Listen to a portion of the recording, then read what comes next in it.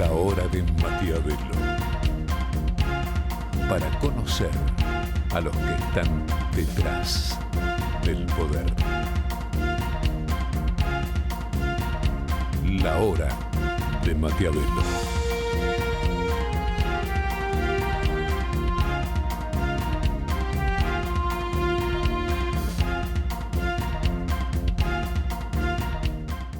Hola, hola, ¿qué tal? Bienvenido a esta nueva Hora de Maquiavelo.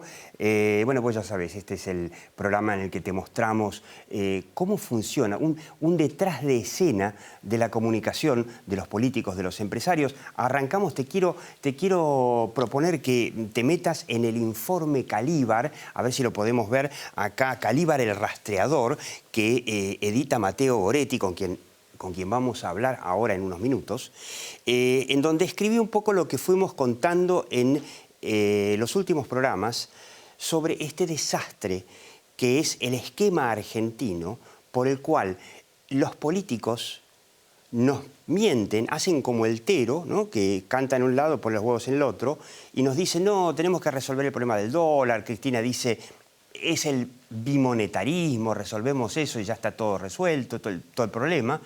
Cuando el problema en Argentina, señores, es el trabajo y es el esquema laboral que se armó.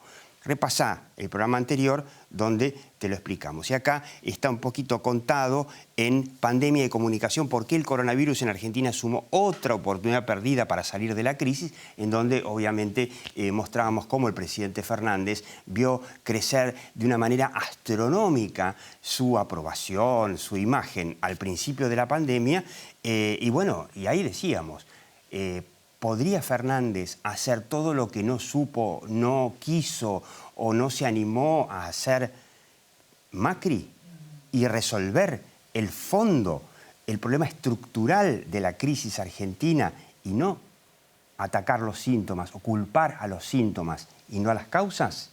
Bueno, acá te explicamos por qué fue quizá la mayor oportunidad perdida junto con la de Macri, o después de la de Macri, la de Alberto Fernández. Por supuesto, Alberto Fernández todavía está a tiempo, tiene 3 años por delante y bueno, hay que ver si quiere, sabe y puede, o le pasa lo mismo que le pasó a Macri, que no quiso, no pudo, o no supo, o no se sabe qué. Bueno, todo está muy raro en Argentina, muy raro, ¿no? Vimos una foto, que en realidad es una foto de archivo, no es la foto real, por supuesto, de una Cristina con Martín Redrado. Ahí podemos verla, Sebas, ahí está. Mirá, pero esto es una foto de archivo, ¿no? Está claro que esto es de hace muchos años, altri tempi, como dirían los italianos, donde se llevaban fenómeno. Martín Redrado, presidente del Banco Central en aquel entonces, Cristina presidenta, se pelearon mal porque Cristina como que le exigía que mande imprimir todo lo que fuera necesario. Redrado quería cumplir con su función de cuidar las reservas del Banco Central, que son, digamos, las reservas de la moneda. Ya había en aquel entonces, en la época anterior de Cristina, una superinflación tapada por el famoso inefable Guillermo Moreno. Bueno, se pelearon y después se volvieron a pelear ya directamente, mortalmente, cuando Martín Redrado salió de testigo en la causa dólar futuro, inculpando a la Cristina. Después la terminaron sobreseyendo, como por supuesto la terminarán sobreseyendo de todas sus causas próximamente. Pero claro, trascendió que Cristina le perdonó las ofensas a Redrado y que se reunieron casi en secreto en el Senado. Y todo esto sucedía cuando el dólar blue estaba llegando casi a 200 mangos y el gobierno se empezó a poner nervioso. En esos días fue que Cristina le escribió la famosa carta a Fernández diciéndole, o prácticamente sacándose la culpa de encima, diciéndole, muchacho, acá el que gobierna y toma las decisiones sos vos. Pero claro, es todo muy extraño, ¿no? Porque si bien Fernández después hizo algunos gestos de independencia, bueno, ahora Cristina, a través del Senado, le saca una carta dirigida a Kristalina Georgieva, la directora del Fondo Monetario, diciéndole, no vamos a hacer ningún ajuste y no prestes plata a la Argentina. Es más, de hecho salió, hay una ley del Senado que prácticamente le prohíbe al presidente decidir tomar deuda, ¿no? En un momento en donde la Argentina tiene cerca de 50% de pobreza y donde, como te decimos siempre en la hora de Maquiavelo, donde la guita es gratis. Los dólares son prácticamente gratis, los países se están endeudando casi sin costo. Te decíamos el caso de Grecia, con la crisis que tuvo, con el desastre que fue Grecia. Hoy a Grecia le prestan guita gratis, está bien, son euros. Bueno, ante esta circunstancia el Senado, Cristina, le ata las manos a Fernández. Así que todo muy extraño, todo muy raro. Por un lado Cristina le dice, goberná vos. Por otro lado le dice, mira, lo tengo arredrado. A ver, pregunta. ¿No había estado arredrado en la lista que le llevó Fernández una semana antes de asumir para que se la aprobara Cristina? Y que estaba arredrado y Cristina se lo tachó. Y que aceptó a Guzmán.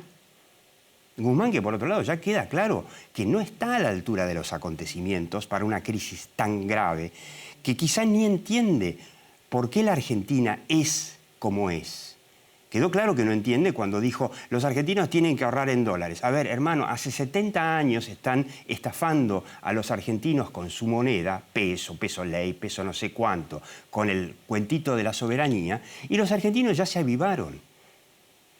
Entonces, Guzmán, que también tiene su plata, por supuesto, en dólares y en bancos extranjeros, tendría que entender que los argentinos no son todos mucho más tontos que él. Un poco, pero no mucho más. Pero bueno, cambiando de tema, quiero que escuches un detallito que me llamó la atención en la semana y te voy a explicar por qué. No es un tema menor y solamente una curiosidad. A ver, un instante de A Dos Voces de TN. Sebas.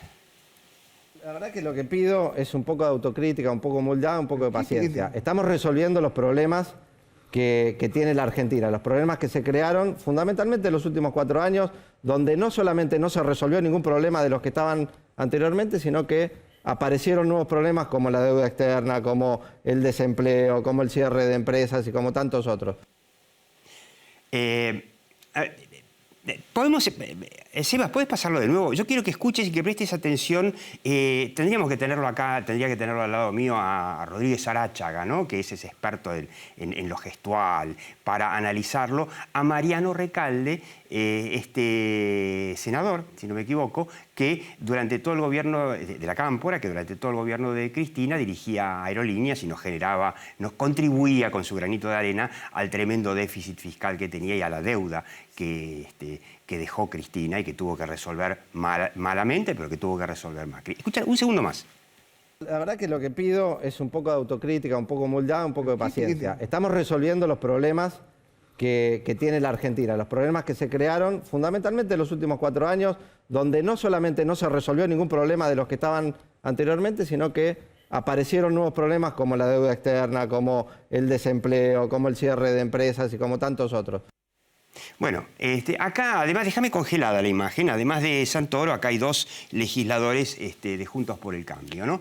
Y uno dice, ¿vos te diste cuenta que este hombre, te diste cuenta que este muchacho Recalde admite que la culpa por el cual manda a callarse la boca, a lavar los platos directamente a los de Juntos por el Cambio, a los dos, a estos 2 legisladores, es porque no pudieron resolver lo que habían heredado de antes? ¿No? Por eso te lo hice escuchar 2 veces, porque a veces tenés que escucharlo 2 veces. Ahora, los 2, era el cierre, estaban apurados, acababa de hablar Santoro, le tocaba a él, era el cierre. ¿Podrían haber hecho algún comentario acerca de que estaba admitiendo Recalde que a Macri le dejaron un desastre? Ahora, ¿sabes cuál es el problema? Y lo venimos diciendo acá en la hora de Maquiavelo desde hace, no desde que asumió Fernández, sino desde mucho antes, es que mientras Juntos por el Cambio, Mauricio Macri, no hagan una profunda autocrítica de la oportunidad perdida que desaprovecharon, del desastre que recibieron y no supieron explicar, del desastre que es Argentina. Pues no era el tema solamente de que, bueno, nos dejaron un poco de inflación y qué sé yo, y el cepo, y arreglamos el cepo. No, el problema era mucho más grande. Por eso te recomiendo que leas esa nota del informe Calíbar. Hasta que no hagan una autocrítica profunda y no le expliquen a la sociedad argentina: señores, entendimos en qué nos equivocamos y ahora sabemos qué es lo que necesita el país, y explicar qué es lo que necesita el país para no caer en una nueva... Ya estamos en una crisis grave. Para que no se agrave esta crisis y no tengamos 70% de pobreza, tendrían que, desde Mauricio Macri, pasando por todos los líderes de Juntos por el Cambio, salir a explicar esto. Pero bueno, Mauricio Macri hizo una autocrítica muy light, dando una señal de que no se va a revisar los errores. Así que yo te pido que te quedes en esta hora de Maquiavelo, porque de esto vamos a hablar con Matteo Goretti, que vos ya lo conocés, y es una de las mentes más brillantes, uno de los analistas más brillantes de la Argentina. Quédate.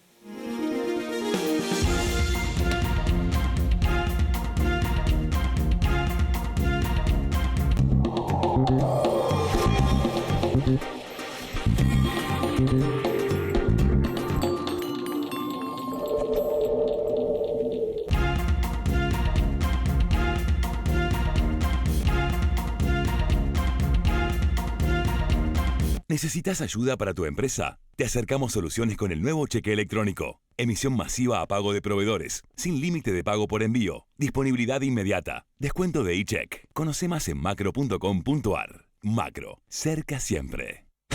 25 años de la educación que hoy necesitas. En Universidad Siglo XXI somos líderes en educación online, MBA, maestría en administración de empresas, especialización en marketing y dirección comercial. Estudia sabiendo que contás con toda nuestra experiencia desde la tranquilidad de tu casa. Universidad Siglo XXI, 25 años cambiando la forma de enseñar. Encontrá más info en 21.edu.ar. Si estuviste en contacto con un caso positivo de coronavirus, hacete el test. Para más información, entra a buenosaires.gov.ar/test o chatea con la ciudad al 11 50 50 0 147. Cuidarte es cuidarnos. Buenos Aires Ciudad.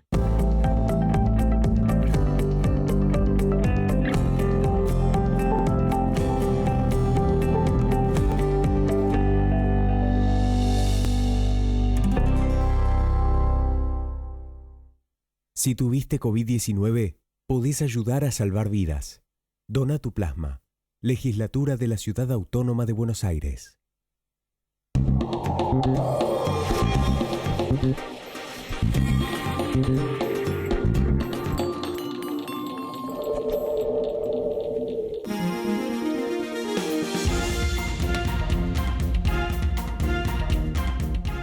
Bueno, Matteo Goretti, usted ya lo conoce, el hombre es, además de lobista, por supuesto, experto en comunicación empresaria y política de la agencia Nueva Comunicación.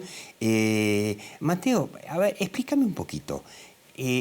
Cristina, ¿cuál es la Cristina? La de la primera carta que le dice a Fernández, yo no me hago cargo, yo Argentina, vos gobernás, o la que le manda a los senadores a escribir una carta a Cristalina Georgieva diciéndole: no vamos a hacer ajustes, no esto, no lo otro. Porque una Cristina le dice a Fernández: vos gobernás, y la otra Cristina le dice a Fernández: vos no gobiernes. Sí, yo creo que la misma Cristina. Me parece que hay que distinguir entre lo que es importante y lo que es jueguito para la tribuna. Claro. Digamos. Me parece que lo importante es la primera Cristina, que dice... aparte, la escribe ella, puño y letra, firmado por ella, a diferencia del otro que es del bloque de senadores. Sí, que le responden a ella. Por supuesto, pero yo creo que la primera Cristina es la Cristina que dice: yo con esto no tengo nada que ver, yo no soy culpable de esto. Ella en eso, la carta es muy fuerte, es muy transparente. La otra Cristina es, me parece, el jueguito para la tribuna. Mientras estamos haciendo un recorte ortodoxísimo, claro, decimos, al fondo, no vamos a hacer lo que estamos haciendo. Eso es para la gilada, digamos. Claro. Ahora, también es cierto que Cristina misma, porque esto no lo supieron los periodistas, aunque cosa rara, ¿no? No le cuentan a los periodistas que el presidente viaja a Uruguay hasta que llega a Uruguay para entrevistarse con un presidente hermano, vecino, todo muy raro. Pero dejó trascender que se había reunido y que habían hecho las paces con Martín Redrado. Yo tengo entendido que Redrado estaba en la lista que en diciembre del año pasado le llevó Fernández a Cristina para que le apruebe, por lo tanto eso de que gobierna Fernández solo no me queda claro, y estaba Redrado en la lista y Cristina se lo tachó, y por eso tenemos que contentarnos con Martín Guzmán, que evidentemente del tema global, del problema único, global, económico de Argentina, mucho no entiende, por lo menos todavía no entendió. Sí, yo creo honestamente que es una manifestación de inteligencia de Cristina esto. Porque esto pero le está diciendo a Fernández, sacá a Guzmán y ponelo a Redrado. No creo que sea eso. Yo honestamente creo que es una manifestación más de inteligencia de Cristina, una más. En esta situación me refiero. Mi impresión, pero esto es totalmente una interpretación personal, mi impresión es que durante todos estos meses, todas las medidas muy desacertadas del gobierno, antiinversión, antiempresa, aumentar la presión tributaria, en fin, todo esto que estamos viendo, este aumento brutal de la pobreza, todo lo que estamos viendo, era achacable, se la achacábamos todos, o los medios, por lo general, a Cristina. Cristina lo que dijo el otro día es... no soy yo, es él. No soy yo, y yo creo en la inversión, porque finalmente, ¿qué representa Redrado? Es eso, representa la inversión, pero, la empresa pero privada, saca la ley esta de al reunirse, no solo demostró que ella es capaz de amigarse con alguien, como bien dijiste vos, que se había peleado, sino además ella muestra una amplitud, quizás como parte de la necesidad del contexto actual, pero no importa, demuestra una inteligencia que yo personalmente valoro. Ahora, cuando yo vi la imagen, esto lo tiró creo que Pablo de León en TN, después en Clarín, y aparentemente no sucedió cuando lo dijo Pablo de León hace 10 días, sino había pasado 10 días antes, cuando el día que el dólar llegó casi a 200. Y la pregunta que uno se hace es, ¿te acuerdas cuando hablábamos del plan canje? Que este era un invento de la obra de Maquiavelo, donde decíamos al principio del gobierno, cuando creíamos que Cristina y Fernández tenían un plan un poquito más inteligente, que era, Cristina está únicamente interesada en zafar de la justicia. Y Fernández va a querer gobernar más o menos bien. Entonces, el canje es, para conseguir todo lo que necesita Cristina para que la zafen de la justicia, tener una política económica inteligente, y eso significa en la Argentina hacer todo lo que no quiso hacer Mauricio Macri, o muchas de las cosas que no quiso hacer Mauricio Macri. Eso lo llamamos el canje. Canjeamos impunidad, instituciones, por economía. Y bueno, con el tiempo pareció que Cristina no quería todo, quería destrozar la economía y su impunidad. Y qué sé yo, cuando la vimos con esto de Redrado parecía que aceptaba el plan canje, pero después con las cartas y qué sé yo, a mí me quedó la duda. Mira, para que haya plan canje tiene que haber plan. Sí. Entonces, me parece que es una cosa obvia. ¿Hay plan? ¿Cuál es el plan? Sí. ¿Cuál es el plan? ¿Cómo? Digamos, hasta ahora lo que hemos visto es un no plan que nos lleva a la pobreza y 40% de pobres en Argentina. Sí, dicen que o sea, si vivieran ahora estaría en 50. Bueno, 50, igual, 40, 50. Entonces, lo que estoy diciendo es, tiene que haber plan. Hasta ahora lo que vemos es más de lo mismo, peor. Más de lo mismo, peor. Que no es un fracaso solo de este gobierno, es un fracaso de los gobiernos de los últimos 30 años en la Argentina, que quede claro, ¿no? Obviamente incluimos ahí a Mauricio Macri. Todos. Obviamente, o sea, cuando vos ves la historia argentina, es la historia de ver quién fracasa más. Vos podrías enmarcar la historia, podrías tener una lectura histórica de la Argentina en términos de quién ha fracasado más. Vos fíjate esto que mostraste. Bueno, como dice Jorge Asís, ¿no? Cada presidente argentino merece que lo dejen fracasar en paz, porque todos han fracasado en los últimos 70 años. Sí, pero uno esperaría que finalmente los fracasos se van moderando. No pidamos éxitos. No. Lo que estamos viendo es una aceleración del fracaso argentino. Entonces, me parece que el gran desafío es cómo transformar no sé, cómo transformar pobreza en riqueza, cómo transformás esta presión tributaria brutal que hay en inversión. Vos fijate este nuevo impuesto que quieren poner, que es un impuesto, una vez más, a bienes personales. Un impuesto que solo Claro, existe... ya había bienes personales y ahora que era tenés expropiatorio, y ahora hay para los más ricos, cosa que va a expropiar prácticamente a todo aquel que tiene una empresa. Por eso. De hecho, de paso, la Argentina es el único país que cobra este tipo de impuestos. Que Único. sepa, uno de los poquísimos en el mundo. Porque esto es dinero que vos ya pagaste impuestos por este dinero a través de ganancias. Además, te cobro bienes personales. Entonces, fíjate, en vez de ponerse de acuerdo diciendo, bueno, muchachos, digamos, hagamos inversiones, porque esto afecta básicamente a los sectores productivos. Es importante que la gente sepa que no es que solo se está penalizando al que tiene dinero, sino al que tiene activos, es decir, que invierte y genera trabajo. Estoy hablando de industrias, estoy hablando del campo, El estamos campo hablando del comercio. prácticamente al campo lo hace pelota esto. Y a muchas industrias, a muchas pymes industriales. Entonces, porque no va sobre la fortuna del empresario, sino que si el empresario, obviamente, es accionista de su empresa, van a penalizar a su empresa, obligándolo a poner una cantidad de plata que va a ahuyentar todo tipo de inversión o toda intención de invertir. No, el mensaje es claro. El mensaje es, como yo gobierno soy anti-inversión y anti-generación de empleo a través del trabajo y la producción. Soy anti. Yo tomé la decisión que soy anti-empresa. Además, lo que voy a hacer ahora es obligarte a que te descapitalices. Claro. ¿Entendés? O sea, vas a tener que vender parte de lo que tenés porque la gente, este dinero lo tiene, insisto, los empresarios, las pymes, el campo, lo tiene invertido. Claro. Están en buena máquinas, medida están en campos. En la producción. Entonces, ¿sabes qué? Vas a tener que descapitalizar, vas a tener que vender parte de lo que tenés para pagarme a mí. ¿Cuál es el plan?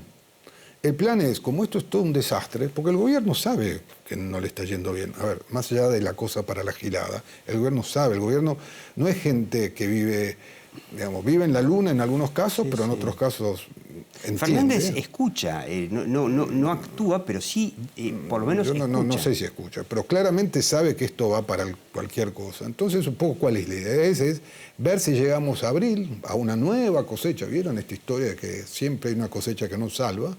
Para ver si llegamos a ver si nos salva la soja. De octubre.